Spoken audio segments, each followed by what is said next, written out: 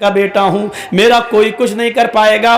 تیرے بیٹے نے جب یہ کہا جا جا جہاں جانا ہو جا, میرا کوئی کچھ نہیں کر پائے گا, میں اس شہر کے گورنر کا بیٹا ہوں. یہ تھپڑ مارنے کی جرات تیرے بیٹے کو اس لیے ہوئی کیونکہ اس کو معلوم تھا کہ میرا باپ گورنر ہے. اب تیرا بیٹا کبھی کسی کو ناجائز تھپڑ نہیں مارے گا کیونکہ اس کو معلوم ہو گیا کہ گورنر ہو یا عام آدمی, عمر کے ریاست میں اور عمر کی خلافت میں سب برابر ہیں, کوئی اونچا نہیں ہے کوئی نیچا نہیں ہے. عمر ابن عاص, آج کے بعد تو کبھی اپنے بیٹے کو یہ تربیت نہیں دے گا, اور جب بھی تربیت دے گا تو صحیح تربیت دے گا. آج کے بعد تیرا بیٹا کبھی کسی کو یہ سوچ کر تھپڑ نہیں مارے گا کہ میں گورنر کا بیٹا ہوں. یہ اس لیے سزا تجھے بھی ملنی چاہیے تھی. میرے بھائیوں, عدل تھا, انصاف تھا. اور ایسے ہی مہاتما گاندھی نے نہیں کہا تھا, ایسے ہی مہاتما گاندھی نے نہیں کہا تھا کہ اگر اس دیش میں خون خرابہ بند کرنا چاہتے ہو, اس دیش میں خون خرابہ روکنا چاہتے ہو, تو حضرت عمر فاروق کے عدل اور عمر فاروق کے انصاف کو قائم کر دو. ایسے ہی نہیں کہا تھا,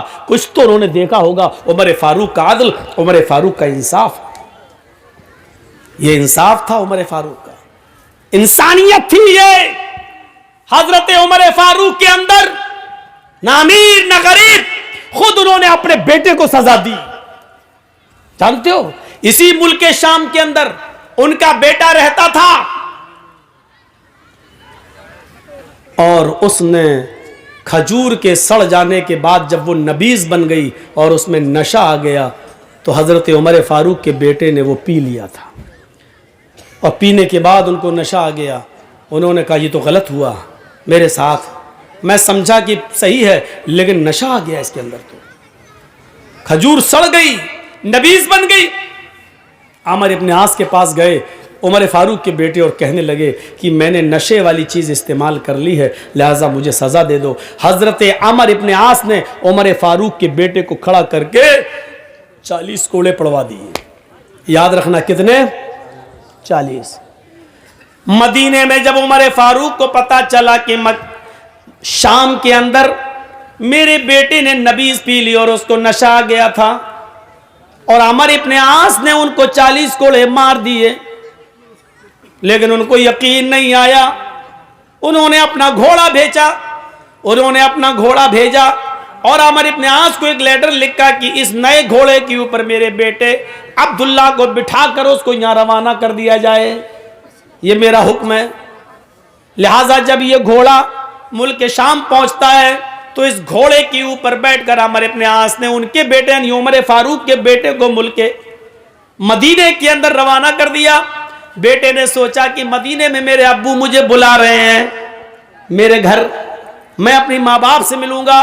جب بیٹا مدینے میں اترتا ہے اور اپنے گھر کی طرف جاتا ہے تو کیا دیکھتا ہے کہ گھر پہ پہرے دار بیٹھے ہوئے اور وہ کہہ رہے ہیں اے امیر المومنین کے بیٹے, تمہیں گھر جانے کی اجازت نہیں ہے, پہلے اپنے باپ کے دربار میں جاؤ.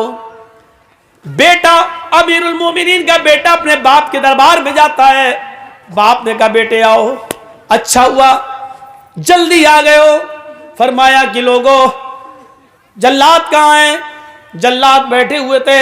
فرمایا میرے بیٹے کو یہیں سامنے کھڑا کر دو, میدان کے اندر کھڑا کر دو. پھر کہا میرے بیٹے کو 40 کوڑے اب مارو, اور ایک جلاد 10 کوڑے مارے گا اور ہٹ جائے گا. پھر دوسرا جلاد آئے گا وہ 10 کوڑے مارے گا ہٹ جائے گا. پھر تیسرا جلاد آئے گا وہ 10 کوڑے مارے گا ہٹ جائے گا. پھر چوتھا جلاد آئے گا پھر وہ 10 کوڑے مارے گا اور پھر وہ بھی ہٹ جائے گا, کیونکہ زور زور سے کوڑے پڑیں گے تو ایک جلاد 10 کوڑے مارنے کے بعد تھک جائے گا, پھر وہ اتنی زور سے نہیں مار پائے گا جتنی زور سے مارنا چاہیے, اس لیے 10 کے بعد دوسرا مارے گا تاکہ کوڑوں کی سختی میں کمی نہ آنے پائے, اس کی شدت میں کمی نہ آنے پائے. بیٹا چیختا رہا ابو مجھے ایک جرم کی 2 بار سزا کیوں دی جا رہی ہے؟ میں نے 40 کوڑے ملک شام کے اندر کھا تو لیے. اللہ کے رسول کا فرمان تو یہی ہے اگر کوئی شراب پی لے تو اس کو 40 کوڑے مارے جائیں. اگر میں نے دھوکے سے غلطی سے یہ جانتے ہوئے کہ اس میں نشہ نہیں اور پی لی اور بعد میں نشہ آ گیا تو اس جرم کی مجھے سزا مل چکی ہے. حضرت عمر نے کچھ نہیں کہا, بیٹے پہلے 40 کوڑے کھاؤ, اس کے بعد میں تمہاری سنوں گا. جب 40 کوڑے پوری طاقت سے پڑ چکے, اس کے بعد حضرت عمر فاروق کا بیٹا بیٹھ گیا, اس لیے کہ اب اس کے جسم میں اتنی طاقت نہ رہی کہ وہ اپنے پیروں کے بل اٹھ کر اپنے گھر جا سکے. حضرت عمر نے اس کو گھر پہنچانے کا انتظام کیا, ٹھیلا ویلا منگوایا, اس زمانے کی جو گاڑیاں چلتی تھی اس گاڑی کو بلوایا اور اس پر بٹھایا. بیٹے نے کہا ابو جان آپ نے جو کیا ہوگا وہ اچھا ہی کیا ہوگا, لیکن اتنا مجھے پتا ہے کہ آپ نے آج میرے ساتھ اچھا نہیں کیا ہے, کیونکہ جس جرم کی سزا میں پا چکا تھا مجھے دوبارہ اس جرم کی سزا کیوں ملی ہے؟ حضرت عمر نے کہا نہیں آئے میرے بیٹے, میں نے اس لیے تجھے یہ 40 کوڑے مارے ہیں کہ جب میں نے سنا کہ تو نے نشہ جانے کے بعد نبیذ پی لی, پھر میں نے یہ سنا کہ عمر ابن عاص نے تجھے 40 کوڑے پڑوائے, 40 کوڑے لگوائے, تو میں سمجھ گیا عمر ابن عاص نے تمہاری پیٹھ پر جو کوڑے برسائے وہ سزا تو تمہیں دی گئی لوگوں کو دکھانے کے لیے, لیکن میں جانتا تھا شاید عمر ابن عاص نے تمہارے ساتھ رعایت برتی ہو, جتنی زور سے کوڑے مارنا چاہیے اتنی زور سے کوڑے تمہاری پیٹھ پر نہ برسوائے ہوں, اس لیے کہ تم عمر کے بیٹے ہو, اس لیے کہ تم امیر المومنین کے لخت جگر ہو, اس لیے کہ تم حضرت عمر فاروق کے صاحبزادے ہو. یہ سوچ کر شاید عمر ابن عاص نے جلاد سے کہہ دیا ہو کہ بیٹے کی آہستہ آہستہ مارو, اتنا نہ مارو کہ خون ٹپکنے لگے. میرے بیٹے عمر ابن عاص نے جب کوڑے تمہارے جسم پہ مارے تو تمہاری یہ حالت نہیں تھی, تمہاری یہ حالت نہیں تھی, تم چل رہے تھے, پھر رہے تھے, دوڑ رہے تھے, لیکن آج 40 کوڑے کھانے کے بعد تم اپنے گھر جانے کے لائق نہیں رہے, اس لیے آج تمہیں صحیح سزا ملی ہے, اس سے پہلے تمہیں تمہارے جرم کی پوری سزا نہیں دی گئی تھی. میں نے سمجھ گیا کہ عمر ابن عاص نے تمہارے ساتھ رعایت برتی ہے, تمہارے ساتھ کنسیشن برتا ہے, تمہیں جتنی زور سے کوڑے مارنا چاہیے تھا اتنی زور سے کوڑے تمہارے پیٹھ پر نہیں پڑے ہیں, آج پڑے ہیں. میں اللہ کے سامنے جواب دے سکتا ہوں کہ اللہ میں نے اپنے بیٹے کے ساتھ انصاف کیا ہے. جس نے اپنے بیٹے کے ساتھ یہ عدل کیا ہو, اپنے بیٹے کے ساتھ یہ انصاف کیا ہو, میرے بھائیوں ذرا غور کرو کہ دوسروں کے ساتھ اس کا انصاف کتنا زبردست ہوگا, اس کا انصاف کتنا بڑا ہوگا جو اپنے بیٹے کے ساتھ یہ انصاف کر رہا ہے. حضرت عمر تو اپنے بیٹے کو دوبارہ سزا دے رہے ہیں. آج ہماری پنچایتیں ایک طرف سے پیسہ لے کے, ایک مجرم سے پیسہ لے کے دوسرے مجرم کو دے دیتی ہیں اور دلا دیتی ہیں پنچوں کا فیصلہ سر آنکھوں پر. ان سے غلطی نہیں ہو سکتی ہے بیچارے, یہ بہت اچھا فیصلہ کرتے ہیں. میرے بھائیوں اپنے فیصلوں پر نظر ثانی کرو, دوڑاؤ, آپ کہیں بے انصافی تو نہیں کر رہے ہو, کیونکہ قیامت کے دن ہمیں اور آپ کو سب کو انصاف کرنا ہے, سب کو جواب دینا ہوگا. عدل انسانیت کی یہ مثالیں کسی دوسرے مذہب کے اندر نہیں مل سکتی. ہم دیکھیں, نظریں ڈالیں, حضرت عمر فاروق رضی اللہ تعالیٰ عنہ کی زندگی کے ایک واقعے پر اور آ جائیے. رات کے اندر اندھیرے میں گشت کرتے ہیں. رات کے اندھیرے میں کون گشت کر رہا ہے آج کل؟ یہ معاملہ تو کسی کے اندر نہیں پایا جاتا ہے. رات کی تاریکی میں اچانک جاؤں اور دیکھیں کون بھوکا ہے, کون کھایا ہے, کون سو رہا, یہ کون دیکھ رہا ہے آج کل؟ نہ ہم نہ آپ. حضرت عمر رات کے اندھیرے میں نکلتے ہیں اور کافی دور پہنچ جاتے ہیں. جب کافی دور پہنچ گئے تو کیا دیکھتے ہیں کہ جھونپڑی کے باہر ایک آدمی رو رہا ہے.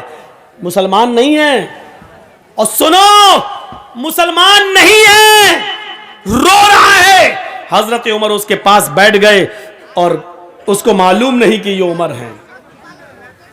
اے بھیا جس کو جانا ہو جاؤ یار, یہاں بات کیوں کر رہے ہو, دیکھو جاؤ جاؤ, بولو نہیں. اب تو میں معلوم ہے نا کہ 1:45 بج جائے اور اتنے بجے تک لوگ بیٹھے رہیں, یہ تو بڑی ہمت کی بات ہے. سردیوں کے دن ہیں, ٹائم 10 سے لیٹ نہیں ملنا چاہیے. اب 10 سے 12 تک بس جلسہ ختم ہو جانا چاہیے, لیکن اب کیا کریں, آپ کی بھی مجبوری ہے, ہمارے ساتھ بھی ایسا ہی ہوتا ہے. تو سنیے میرے بھائیوں, حضرت عمر اس کے پاس بیٹھ گئے. اس کو یہ نہیں معلوم کہ یہ عمر ہے, اور عمر رضی اللہ تعالیٰ عنہ کو یہ نہیں معلوم کہ یہ کون ہے, لیکن اتنا جانتے ہیں کہ یہ مسلمان نہیں ہے, کوئی یہودی ہے, عیسائی ہے, مجوسی ہے, کچھ ہے.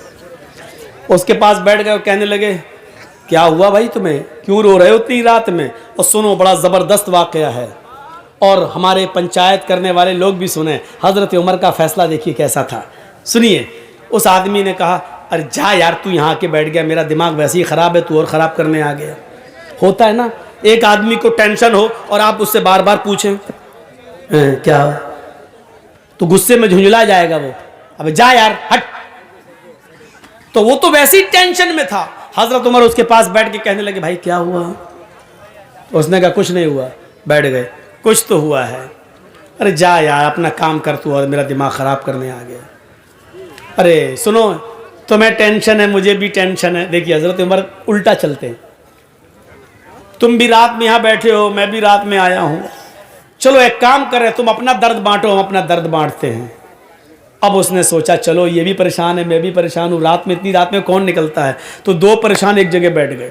حالانکہ حضرت عمر پریشان نہیں تھے لیکن اس کی پریشانی جاننے کے لیے پریشان بن گئے. اس نے کہا بھائی, حضرت عمر نے کہا بتاؤ کیا بات ہے. اس نے کہا میرے بھائی جب تم نے مجھے بھائی کہہ دیا تو سنو, اس جھونپڑی میں میری بیوی رہتی ہے, ہم دونوں بہت خوشی خوشی رہتے ہیں. میری بیوی مجھ سے بے انتہا پیار کرتی ہے لیکن ہم غریب انسان ہیں. اسی گاؤں سے تھوڑی دوری پر ایک دوسرا گاؤں ہے, اس گاؤں سے ایک آدمی آتا ہے, طاقتور ہے, ہینڈسم ہے, خوبصورت ہے, طاقتور ہے, اور وہ جیسے ہی آتا ہے وہ سیدھے میری جھونپڑی میں گھستا ہے, مجھے کان پکڑ کے باہر نکال دیتا ہے. میری بیوی بڑی خوبصورت ہے, اس کے بعد وہ مجھے باہر بٹھا دیتا ہے اور میری بیوی کے ساتھ زبردستی زنا کرتا ہے. میری بیوی کے نہ چاہنے کے باوجود بھی وہ اس کو مجبور کر دیتا ہے اور وہ اس کے ساتھ زنا کرتا ہے.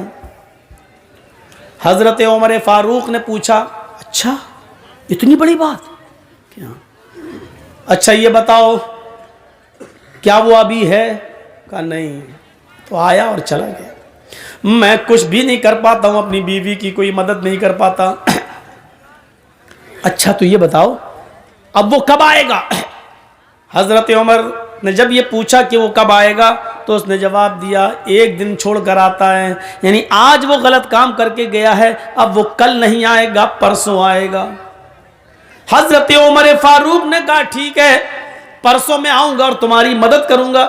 اس نے کہا تو خود پریشان ہے, اپنی مدد تو کر نہیں پا رہا, میری مدد کیا کرے گا؟ ارے جا یار تو کہہ رہا تھا میں پریشان ہوں. کہا میں پریشان ہوں, میں بھی پریشان ہوں, پریشان نہ ہوتا تو میں رات میں کیوں نکلتا, لیکن میری پریشانی اتنی بڑی ہے کہ آئے میرے بھائی. حضرت عمر کہتے ہیں آئے میرے بھائی جب تو خود پریشان ہے تو میری پریشانی کو تو کیسے دور کرے گا, لیکن میں تیری پرسوں مدد کروں گا. اس نے کہا اچھا جاؤ ٹھیک ہے کر لینا. وہ سوچنے لگا ایسی تسلی دینے والے سبھی آتے ہیں, یہ بھی تسلی دے رہا ہے. حضرت عمر نے جاتے جاتے اس سے کہہ دیا ہاں سنو پرسوں میں آؤں گا, اپنی بیوی سے کہہ دینا کھانا بنا کر تیار رکھے. کہنے لگا ارے جا یار کھانے سے اس کا کیا تعلق ہے, تو مدد کرنے آئے گا کہ کھانا کھانے آئے گا؟ حضرت عمر نے کہا دیکھو میں جو کہہ رہا ہوں وہ کرنا, کھانا بنا کر تیار رکھے.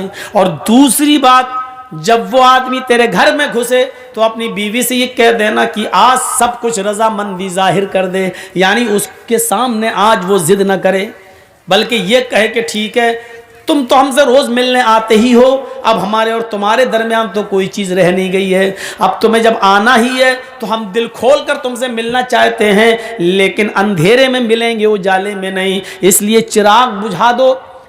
اچھا نہیں لگتا تمہاری بیوی یہ بولے اس سے کہ مجھے اچھا نہیں لگتا جب تم مجھ سے ہم بستری کرتے ہو, زنا کرتے ہو, تو مجھے اپنے پتی کے علاوہ دوسرے کا چہرہ دکھتا ہے تو پھر میں سپورٹ نہیں کر پاتی ہوں, اندھیرا رہے گا تو میں تمہیں سپورٹ کروں گی. اور یہ کہہ کر وہ چراغ بجھا دے, بقیہ کام میں سنبھال لوں گا. اب وہ سوچنے لگا کیا یہ سنبھالے گا اندھیرے میں, وہ دنیا بھر کی باتیں سوچنے لگا. لیکن اس نے سوچا چلو. حضرت عمر فاروق وقت سے پہلے آ گئے, دوسرے ایک دن چھوڑ کر دوسرے دن دیکھا جھونپڑی کے باہر وہ آدمی ٹہل رہا ہے. حضرت عمر فاروق نے کہا ٹھیک ہے میں آ گیا ہوں تمہاری مدد ہے. اس کو پتہ ہی نہیں کہ کیا کریں گے، جھونپڑی کے پیچھے چھپ جاتے ہیں اور اس آدمی سے کہتے ہیں کہ تم اپنی بیوی کے پاس جاؤ، وہ آئے گا تو تمہیں خود ہی کان پکڑ کے باہر نکالے گا۔ وہ آدمی اپنی بیوی کے پاس چلا جاتا ہے، رات تھوڑی اور اندھیری ہوتی ہے، حضرت عمر تھوڑی دور سے یہ منظر دیکھ رہے ہیں۔ تھوڑی دیر کے بعد وہ ایک آدمی کو آتے ہوئے دیکھتے ہیں، لیکن شکل نہیں سمجھ میں آتی ہے کہ کون ہے، اندھیرے کی وجہ سے۔ وہ آدمی آتا ہے اور سیدھے جھونپڑی میں گھس جاتا ہے اور اس آدمی کو یعنی اس کے شوہر کو جھونپڑی سے نکال کے باہر کر دیتا ہے، چلو، اور وہیں چلا گیا۔ سارے کام سمجھا چکے تھے۔ بیوی بولی ٹھیک ہے بھائی، اب تم تو آتے ہی ہو ہمارے پاس، اب ضد کرنے سے کیا فائدہ، ہمیں بھی کوئی فائدہ ملے گا نہیں، ہم بھی زندگی کے مزے لینا چاہتے ہیں۔ ایک کام کرو، جب تم ہمارے ساتھ ملتے ہو روشنی میں، تمہارا چہرہ جب آتا ہے تو پتی کی جگہ جب میں تمہیں دیکھتی ہوں تو میں ڈر جاتی ہوں، ایک کام کرو، چراغ بجھا دو اور اس کے بعد ہم سے ملو، پھر دیکھو ہم تمہیں کتنا خوش کرتے ہیں۔ اس نے کہا چلو، اب اپنے آپ ہی تیار ہو گئی ہے۔ چراغ بجھا دیا۔ جیسے ہی چراغ بجھتا ہے، حضرت عمر فاروق زیادہ لیٹ نہیں ہوتے ہیں، کیونکہ اگر لیٹ ہوں گے تو کہیں زنا کاری نہ ہو جائے، اس کو بھی بچانا ہے، اس کی بیوی کو اس زنا سے بچانا ہے۔ جیسے ہی چراغ بجھتا ہے، حضرت عمر جھونپڑی کے اندر گھس جاتے ہیں۔ اب ڈر تھا، جھونپڑی کے اندر گھسنے کے بعد یہ ڈر تھا کہ میں اپنی تلوار چلاؤں تو اندھیرے کی وجہ سے کہیں تلوار خطا نہ کر جائے، زناکار کے بجائے کہیں اس آدمی کی بیوی کی گردن پر تلوار نہ چل جائے، اس لیے اس آواز کی طرف جانا تھا جو مرد کی آواز ہو۔ حضرت عمر نے کہا کون؟ وہ سمجھا کہ اس کا شوہر آ گیا، وہ سمجھا کہ اس کا شوہر آ گیا۔ ابھی تو چراغ بجھا، ابھی تو کچھ ہوا ہی نہیں، تو اندر گھس گیا۔ حضرت عمر نے فوراً اس آواز کی طرف لپکے، سمجھ گئے کہ یہ آواز کہاں سے آ رہی ہے، فوراً لپکے اور اس کے بڑے بڑے بال جو تھے، جیسے اس کے سر کو پکڑا تو اس کے بڑے بڑے بال حضرت عمر فاروق کے ہاتھ میں آ گئے۔ اب بڑے بال سے پھر شک میں پڑ گئے، کہیں یہ اس عورت کے بال تو نہیں ہیں، کیونکہ آدمی کے بھی بال بڑے تھے۔ تو اب یہ ڈر پیدا ہوا کہ کہیں یہ بال مروڑا اس کو، اب اس کی منہ سے پھر نکلوانا چاہ رہے ہیں کچھ بات۔ اس نے کہا بے کیا کر رہا، ابے کیا کر، سمجھ گئے کہ یہ مرد ہی ہے، آدمی ہی ہے۔ حضرت عمر فاروق نے فوراً تلوار اس کی گردن کے اوپر چلا دی اور اس کو قتل کر دیا۔ گردن ایک طرف پڑی ہوئی ہے اور دھڑ ایک طرف پڑا ہوا ہے، اور جلدی کہا میری بہن جلدی سے چراغ جلاؤ۔ چراغ جلایا، چراغ جیسی ہی جلا، روشنی ہوئی، گردن ایک طرف دیکھی، دھڑ ایک طرف دیکھا، نظریں آسمان پہ ڈالتے حضرت عمر اور کہتے ہیں الحمدللہ رب العالمین، میری بہن کھانا بنا کر رکھا تھا کہ نہیں؟ اس نے کہا جی بھائی کھانا ہے۔ فرمایا جلدی لاؤ۔ کھانا دسترخوان پر لگ جاتا ہے، اس آدمی کی کھوپڑی پڑی ہوئی ہے، خون پڑا ہوا ہے، اور وہیں پر بیٹھ کر حضرت عمر پیٹ بھر کے کھانا کھاتے ہیں، پیٹ بھر کے کھانا کھاتے ہیں۔ وہ آدمی بار بار دیکھ رہا ہے، لاش کے پاس بیٹھ کے کھانا کھا رہا ہے۔ اور جب کھانا کھا چکے تو چلنے لگے، اس آدمی نے پیچھے سے پکڑا، بھیا کہاں جا رہے ہو؟ کہا جا رہا ہوں اپنے گھر۔ یہ لاش کا لاش کیا، اس کا تو کام ہو گیا۔ کہا اگر اس ملک کے امیر المومنین کو عمر فاروق کو اگر پتہ چلا اور صبح چرچا ہوا کہ اس گھر میں لاش نکلی تو کہیں ایسا نہ ہو کہ اس کے قتل کے الزام میں میری گردن اڑوا دیں، تم عمر کا انصاف نہیں جانتے ہو۔ حضرت عمر مسکراتے ہیں اور کہتے ہیں تمہیں ڈرنے کی ضرورت نہیں ہے، کل صبح میرے ہی دربار خلافت سے کچھ لوگ آئیں گے، ابھی آئیں گے تھوڑی دیر کے بعد، اور اس کی ڈیڈ باڈی کو اٹھا کر لے جائیں گے، اس کو سینے ہینے کے بعد جا کر قبر میں دفن کر دیں گے، تمہیں کچھ کرنے کی ضرورت نہیں ہے۔ بھیا تم ہو کون؟ کہا میں ہی امیر المومنین ہوں، میں عمر ہوں، اور میں اس دن تمہاری داستان سننے کے بعد بہت پریشان ہوا، بس ٹھیک ہے میں جا رہا ہوں۔ اس نے کہا امیر المومنین 2-3 سوالوں کے کیا آپ مجھے جواب دینا پسند کریں گے؟ فرمایا بتاؤ کیا ہے، بتاؤ کیا ہے۔ اس نے کہا امیر المومنین اتنا بتائیے کہ آپ نے کھانا بنانے کے لیے کیوں کہا تھا پرسوں کہ کھانا بنا کر تیار رکھنا؟ اس قتل سے کھانے کا کیا تعلق تھا؟ امیر المومنین، چراغ بجھانے کے لیے آپ نے کیوں کہا تھا؟ کیونکہ اندھیرے میں تو ڈرتا کہ کہیں تلوار میری بیوی کی گردن پہ نہ چل جائے، روشنی میں تو آپ قتل اور اچھا کر سکتے تھے، لیکن آپ نے روشنی کے بجائے اندھیرے میں قتل کرنا گوارا کیا ہے۔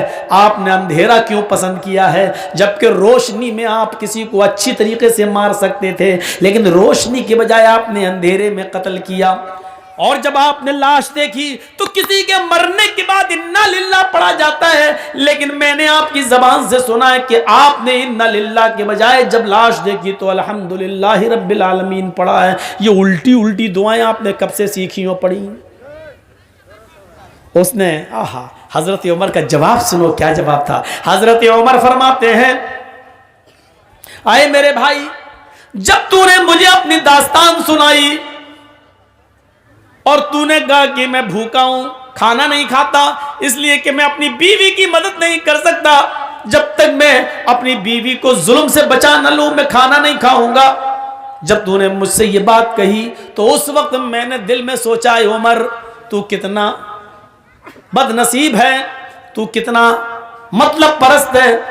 تیرے خلافت کے زمانے میں، تیرے دربار خلافت میں، تیرے دور خلافت میں ایک غریب آدمی کی بیوی کے اوپر ظلم ہو رہا ہے اور تو بستر پر چادر اوڑھ کے سوتا رہتا ہے، کل قیامت کے دن تجھے جواب دینا ہوگا۔ اے میرے غریب بھائی، جب تو نے مجھے یہ بتایا کہ ایک آدمی آتا ہے اور میری بیوی سے زنا کرتا ہے تو میں نے پرسوں ہی عہد کر لیا تھا کہ عمر اس وقت تک کھانے کا ایک لقمہ نہیں کھائے گا، اپنے حلق کے نیچے نہیں لائے گا جب تک کہ اس آدمی کو قتل نہیں کر دے گا، اور اس آدمی کی پریشانی سے میں تجھے نجات نہیں دلا دوں گا تب تک میں نہیں کھاؤں گا۔ میں پرسوں سے اب تک بھوکا تھا، صرف پانی پی رہا تھا یا ایک آدھ کھجور کھا لیتا تھا، لیکن کھانے کا ایک لقمہ بھی میں نے نہیں کھایا کیونکہ میں تیری مدد کرنا چاہتا تھا۔ اس لیے میں نے کہا تھا کہ کھانا بنا کر رکھنا۔ آج اس آدمی کے سامنے میں نے کھایا کھانا اس لیے کہ میں 2 دن سے بھوکا تھا اور آج میں نے پیٹ بھر کے کھانا کھایا۔ اچھا ٹھیک ہے، لیکن اندھیرے میں قتل کیوں کیا؟ کہا جب تو نے مجھے بتایا ایک آدمی آتا ہے، ہٹا کھٹا ہے، ہینڈسم ہے، تندرست ہے، اور وہ میری بیوی سے زنا کرتا ہے، تو میرے دل میں یہ خیال آیا، اے عمر، ہٹا کھٹا نوجوان کوئی آتا اور اس کی بیوی سے زنا کرتا ہے، اس کو معلوم ہے کہ عمر کی حکومت ہے اور عمر بہت زبردست انصاف کرتے ہیں، اس کے باوجود اس کو ڈر نہیں کہیں ایسا تو نہیں کہ وہ عمر کا بیٹا ہو یا عمر کا بھتیجا ہو یا عمر کا کوئی رشتہ دار ہو۔ میں نے یہ سوچا اتنا گندا کام اتنی بہادری کے ساتھ رات کے اندھیرے میں اگر کوئی کر رہا ہے تو اس کا عمر کے رشتہ داری سے کوئی تعلق تو نہیں ہے، اس لیے میں نے کہا چراغ بجھا دینا، کیونکہ جب مجھے ڈر پیدا ہوا کہ وہ میرا بیٹا بھی ہو سکتا ہے، میرا بھتیجا بھی ہو سکتا ہے، میرا رشتہ دار بھی ہو سکتا ہے، میں چھپ گیا اور میں اللہ سے یہ دعا کرتا تھا کہ اللہ اس کام میں میرا بیٹا شامل نہ ہو، آئے اللہ اس کام میں میرا بھتیجا یا میرا کوئی رشتہ دار شامل نہ ہو، کیونکہ آج جو بھی ہوگا اس کی گردن اڑائی جائے گی، آج جو بھی ہوگا اس کی گردن کٹے گی، آئے اللہ مجھے شرم سے بچا لے، میرے اور میرے خاندان کا نام گرنا نہیں چاہیے۔ میں پرسوں سے ہی دعا کر رہا تھا، جب وہ آدمی جھونپڑی کے اندر گھسا اس وقت تک مجھے لگا کہ یہ میرا ہی کوئی رشتہ دار ہے، اس کی چال، اس کی قد و قامت مجھے بتلا رہی تھی، اس کا نگر طریقے سے بے باکی کے ساتھ آنا اور جھونپڑی میں بے خوف گھس جانا یہ مجھے بتلا رہا تھا کہ وہ میرا کوئی رشتہ دار ہی ہے۔ جب وہ اندر گھسا اور تمہاری بیوی نے اس کو اپنی باتوں میں لپیٹا اور چراغ بجھ گیا تو میں اندر گیا، اور چراغ بجھانے کے لیے میں نے ہی پرسوں کہا تھا تم سے، لیکن چراغ جب بجھ گیا میں اندر گیا، میں نے چراغ بجھانے کے لیے اس لیے کہا تھا کہ اگر چراغ چل رہا ہوتا اور میں جھونپڑی کے اندر گھس جاتا اور میری نظر پڑتی اس مجرم کے اوپر اور پتہ چلتا کہ یہ تو میرا بیٹا ہے، میرا بھتیجا ہے یا میرا کوئی رشتہ دار ہے، تو ہو سکتا تھا کہ اپنے رشتہ دار یا بیٹے یا بھتیجے کو دیکھ کر میرا غصہ ٹھنڈا ہو جاتا اور پھر میں اپنی تلوار اس کی گردن پر نہ چلاتا اور تمہیں بلا کر رضامندی کا اظہار کرتا، لے دے کے معاملہ بنانے کی کوشش کرتا اور یہ کہتا کہ کچھ مال لے لے اور معاملے کو یہیں ختم کر دے۔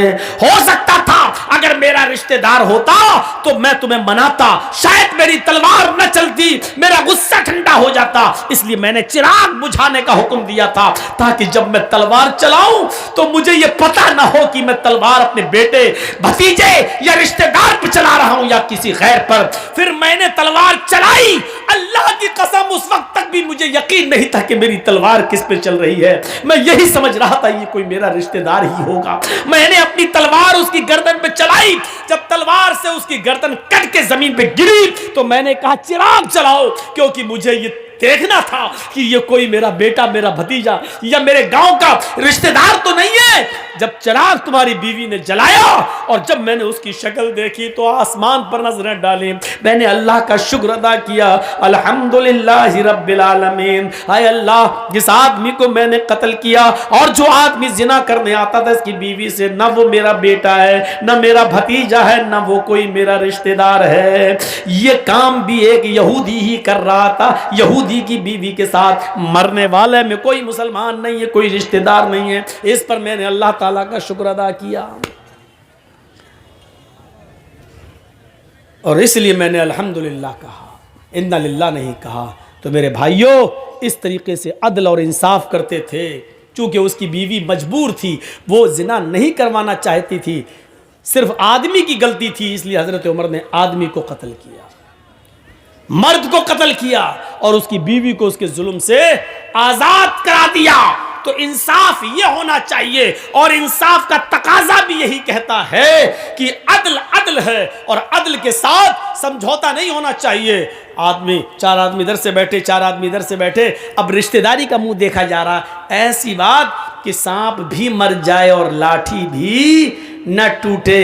مولانا صاحب ایسا راستہ نکالیے بیچ والا کہ کام بن جائے۔ نہیں، اسلام کی درشٹی میں یہ نہیں، جرم کو جرم کہو، انصاف اور امن کو امن کہو، عدل کو عدل کہو، سچ کو سچ کہو اور جھوٹ کو جھوٹ کہو۔ یہی اسلام سکھاتا ہے، یہی اسلام کی دعوت ہے اور یہی اسلام کہتا ہے کہ وہ کوئی بھی ہو اور کسی بھی دھرم کا ماننے والا ہو، انسانیت کا دامن آپ کے ہاتھ سے نہیں چھوٹنا چاہیے، عدل ہونا چاہیے، انصاف ہونا چاہیے اور یہی سب مذہب کی تعلیم ہے، سارے دھرم کی یہی تعلیم ہے۔ میرے بھائیوں، اسلام چونکہ سب دھرموں سے میں اعلیٰ ہے، افضل ہے، اس لیے اسلام نے سب سے زیادہ انسانیت کو فروغ دیا ہے، انسانیت کو یہاں تک کہا ہے کہ اگر کسی عورت کے پیٹ میں ناجائز بچہ بھی ہے، اگر کالج میں پڑھتے ہیں لڑکا اور لڑکی، اسٹوڈنٹ ہیں اور لڑکا اور لڑکی سے غلطی ہو گئی اور دونوں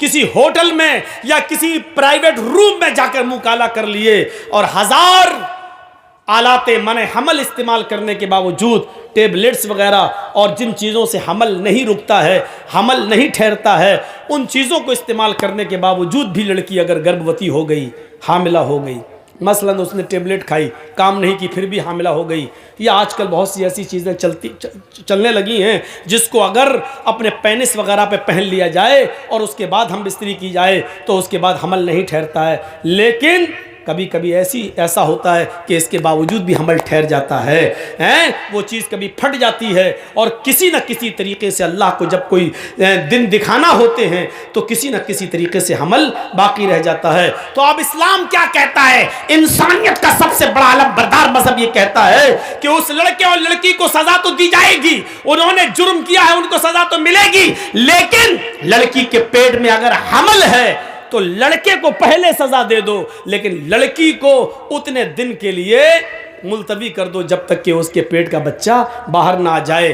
اگر پیٹ کا بچہ اس عورت کا یا لڑکی کا دودھ پیتا ہے تو اس کے بعد بھی اس کی سزا کو ابھی ملتوی کر دو جب تک کہ وہ بچہ روٹی نہ کھانے لگے اور دودھ پی رہا ہے، اور جب دودھ چھوڑ دے اور روٹی کھانے لگے تب اس عورت کو مارا جائے گا، قتل کیا جائے گا۔ لیکن ہاں اتنا یاد رکھیے، اگر शादी से पहले ये जुर्म लड़की ने किया है, शादी से पहले, तो 100 कोड़े उस लड़की को मारे जाएंगे। लेकिन आपको डर है कि 100 कोड़े मारेंगे लड़की मर जाएगी, और लड़की जब मरेगी तो पेट का बच्चा भी मर जाएगा, तो फिर 100 कोड़े भी छोड़ दिए जाएंगे। अभी नहीं मारा जाएगा जब तक कि उस लड़की के पेट से वो बच्चा पैदा ना हो जाए। इस्लाम ये कहता है कि गलती लड़के ने की है, लड़की ने की है, पेट में पलने वाले उस मासूम बच्चे का कसूर नहीं है। लिहाजा उसको इस दुनिया में आने का हक है, उसको इस दुनिया में जीने का हक है, उसको इस दुनिया में पनपने का हक है, उसको इस दुनिया में आंखें खोलकर पैदा होने का हक है, और नमाज पढ़ने का हक है, रोजा रखने का हक है।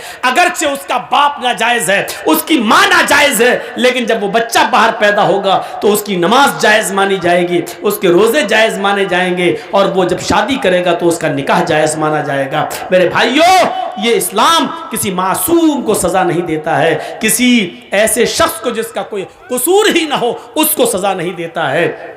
ये हमें और आपको इंसाफ से काम लेना चाहिए। मेरी घड़ी में 1:05 हो चुके हैं। मैंने कहा था कि मैं कुछ मंत्र भी पढ़ूंगा, लेकिन चलिए कोई बात नहीं, होता है, फिर कभी सुन लीजिएगा। मंत्र वगैरह आजकल इन चीज़ों से बचिए, इस्लाम के अंदर पूरे के पूरे दाखिल होइए, कुरान व हदीस पर अमल कीजिए। और मंत्रों को पढ़ना मैंने मेरे भाइयों इसलिए भी छोड़ रखा है ज़्यादा, क्योंकि अब हमारे ऊपर केस ज़्यादा होने लगे हैं।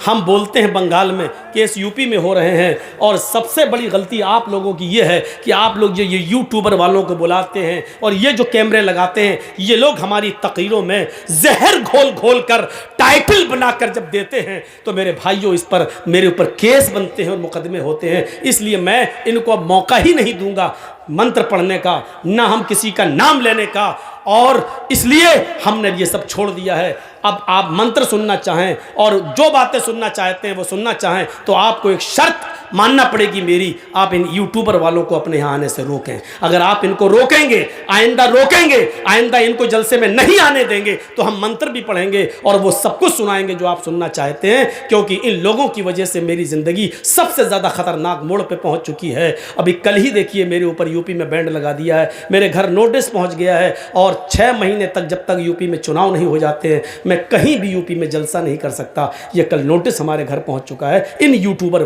के हरामी पने से, इनकी बदमाशी से हमारे पास ये नौबतें आ गई हैं। इसलिए हम वो सब चीज़ें बताना छोड़ दी हैं, बोलना छोड़ दिए। हमें अपने आप को बचाना है। हम बचेंगे तो आप हमको सुनेंगे, हम ही नहीं बचेंगे। आप जानते हो, अब आप कहोगे मौलाना जेल में जाने से डरते हो। जेल में जाने से नहीं डरता हूँ मेरे भाइयों। जेल में जाने के बाद 10 साल सज़ा, 10 साल के बाद कोर्ट फैसला सुनाएगी कि मौलाना जर्जीस बाइज्जत बरी, कोई जुर्म साबित नहीं हुआ। मौलाना जर्जीस को अपने आप को सच्चा साबित करने के लिए 10 साल लग जाएंगे, और 10 साल के बाद फैसला होगा कि जर्जीस साहब बाइज्जत बरी। ये 10 साल का हिसाब ना हुकूमत देगी ना पुलिस देगी, और ये 10 साल मेरे जो बर्बाद हो जाएंगे, 10 साल के बाद मौलाना जर्जीस बोलने के लायक नहीं रहेगा और आपके पास नहीं आ सकेगा। इसलिए मुझे डर नहीं लगता है, लेकिन एहतियात बहुत ज़रूरी है। इन लोगों ने मुझे मजबूर कर दिया है वेदों के मंत्र छोड़ने के लिए, इसलिए मैंने छोड़ दिया है। अल्लाह से हम दुआ करते हैं कि बारे इलाह हमारी खताओं को माफ़ फरमा दे, हमारे गुनाहों को बख्श दे।